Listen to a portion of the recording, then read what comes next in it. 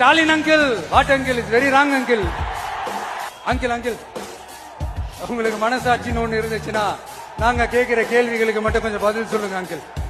நீங்க நடத்துற இந்த ஆட்சியில நேர்மை இருக்கா, நியாயம் இருக்கா, ஊழல் இல்லாம இருக்கா, சட்டம் ஒழுங்கு சரியா இருக்கா, பெண்களுக்கு பாதுகாப்பு இருக்கா, பொதுமக்களுக்கு பாதுகாப்பு இருக்கா, இயற்கை வளங்களுக்கு பாதுகாப்பு இருக்கா?